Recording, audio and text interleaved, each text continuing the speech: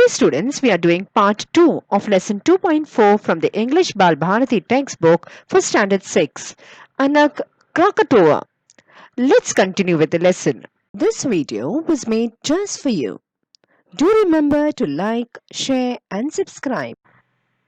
Then, in 1927, a plume of smoke rose out of the water on the crater. So, what is a plume? Plume is that smoke that spreads out. Okay, we have seen it in the picture in the earlier page on page 34. So, what happened in 1927? Again, a plume of smoke started rising out of the water from the crater. Crater is that huge hole that had formed in 1883. Okay, so the whole island had collapsed into it. No, so then in 1927, again, people saw smoke coming out, and it was followed by another eruption. So one more eruption immediately. And a few days later, a new island volcano broke up water. So broke water means from the water, another volcano erupted. So how did this happen? Now let's look at it. Now when the underwater volcano threw up ash and rock, okay, so what is underwater? From deep inside the water, the volcano erupted. Now we should know that this is a crater, that is the hole that is formed, and the whole island had collapsed into the sea. So from the sea now, from the water, okay, the whole volcano erupted and started throwing ash and rock, and it was quickly taken taken away by the seawater. So when it erupted, all this ash and smoke erupted, ash and rock erupted. What happened is it was quickly taken up. The seawater, it was covered by the seawater. But then the lava started flowing out of the crater faster. So the speed of lava coming out was so fast that the sea couldn't take it, and it started spreading. Okay, over there only. So this lava started flowing so fast, and this volcanic material was not all taken away by the waves, and a new mountain began to grow. So there was, the waves couldn't take it. Understood? So it couldn't spread out, and so what happened is it started growing at the same place, and it started growing bigger and bigger and bigger. Okay, and it started forming a mountain like structure over there, and it kept growing and was soon seen above the water. So it started growing and growing and growing, and then we could see that mountain forming above the water, and thus a new island grew from the old island of Krakatoa. So we know that the Krakatoa island had collapsed, and so now when the volcano erupted and it started, it couldn't go into the sea, so it started forming a mountain like structure, and so there was an island, big island formed over there, and therefore it was named as Anak Krakatoa. So which means the child of Krakatoa. So Anak means child. So like a baby forming. Okay. So a new island was formed on that old island. So therefore they called it as child of Krakatoa. Anak Krakatoa is still an active volcano. So here Anak Krakatoa is not, it's not a dormant volcano. It is still active. That is, still eruptions are going on a regular basis, and eruptions have begun again since 1994. So we know that this Anak Krakatoa was, first erupted in 1927, and from 1994 again the eruptions have begun, and it lies quiet for a few days, and then again there are eruptions. So for some time it is quiet, nothing happens, so we don't see any eruptions, and then again it starts having those eruptions, and the volcano becomes active again, and with more lava flowing out, the island is still growing bigger. Okay, we know that what happened is the molten lava couldn't go into the sea, and so therefore there was a huge mound like, structure that formed, and now when it's still active and the lava comes out, the island is growing bigger and bigger. It's spreading at the sides, and it is growing bigger, and since 1950 the island has grown at an average rate of 5 inches per week. So nearly 5 inches. What is 5 inches? Like, as big as your small scale that you'll keep it in. your compass, okay, or your pencil pouch. The scale is 6 inches, so little smaller than that. So that much every week. So you can imagine every week a piece of land growing, okay. So that much it has been growing every week, and a part of the old island known as Rakata is still visible in the sea. Okay, so that old island, the part of that old island which is called Rakata, is still visible. That is, we can see it in the sea, and a little away from the new arrival. New arrival means this new island that was called Krakatoa. So this near this close to this there is this island that is there, and it is visible into the sea. After Krakatoa's eruption in 1883, remember the first time that it was erupted in 1883, the biggest eruption where the smoke and ash spread out thousands of kilometers across the world. So, after this, all the surrounding lands, islands, and coast were covered with hot ash. Hot ash is that hot lava that comes out, and the whole ash is the burnt out residue. Okay, so the gray color thing that remains after you burn something, blackish gray. So this was spread out in the islands and coast around that island.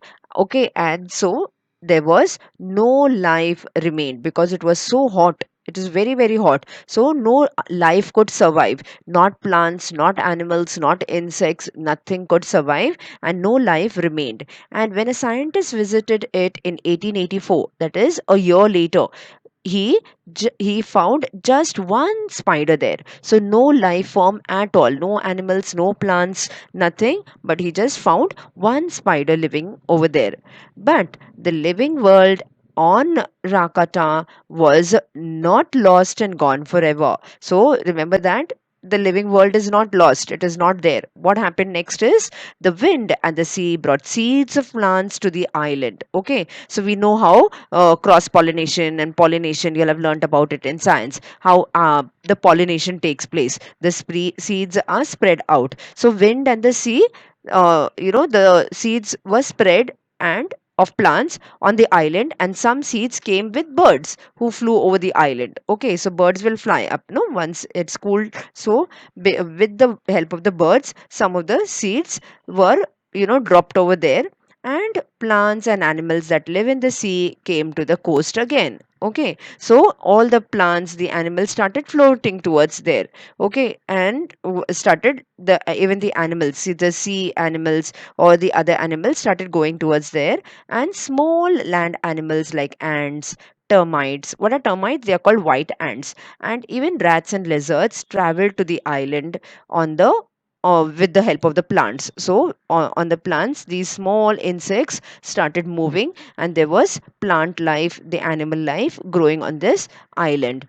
Then on the edge of the island, what is the edge? Edge means the corner, okay, the border of the island. On the edge of the island was soon teeming with plants and animals. Teeming means was full of this plants and animals now. Okay, so slowly, what happens? Plants started growing, animals started living over there, and it was like a laboratory where scientists can see how living things slowly develop in an area. So this gave a chance for the scientists to study how how the life forms on a particular area. So it gave them a very good opportunity. So that is why it is like a laboratory. So they can study a lot of things over there on that island. And today, scientists can observe this also in part of Anak Krakatawa.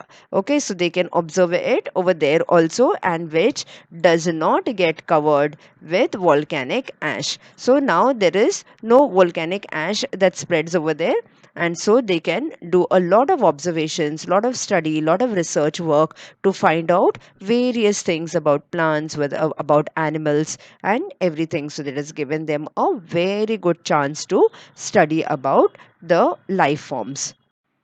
The western coast of Java was greatly affected by Krakatoa's eruption. Okay, so we know that where is Krakatoa located? Krakatoa is an island in the Sunda Strait between Java and Sumatra. So because of this great eruption in 1883, where it was the sound of it was so loud that it spread all the way. The sound was heard in Australia, and the ash spread thousands of kilometers around the world. So it was so loud and so fierce that even the coast of Java was greatly affected, because it was the closest coast and very few human beings were left there.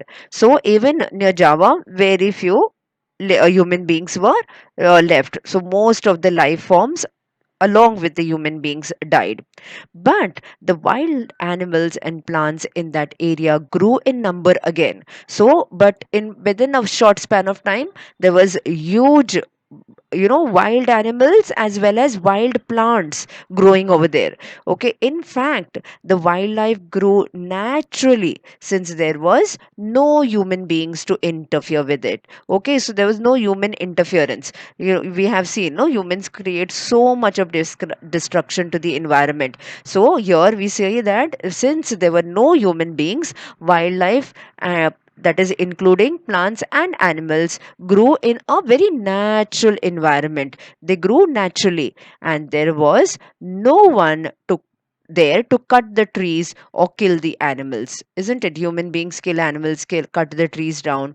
So, but since there were no human beings, so there all the wildlife grew very, very well, and so this region became rich in wildlife. So it has grown so naturally. So the wildlife over there has grown, and so this was a positive aspect of the destruction that happened. Though there was a huge destruction, but so many positive things came out. So nature heals itself, isn't it? It creates destruction, yes, but nature even heals. So we should take care of nature. We should see that we do not destroy nature. There are so many examples that nature gives us to tell us that please take care of me, or human beings also will be in danger. So we should take care of our environment.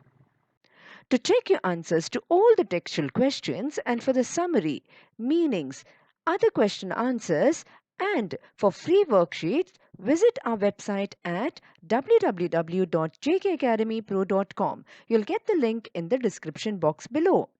Do remember to like, share, and subscribe.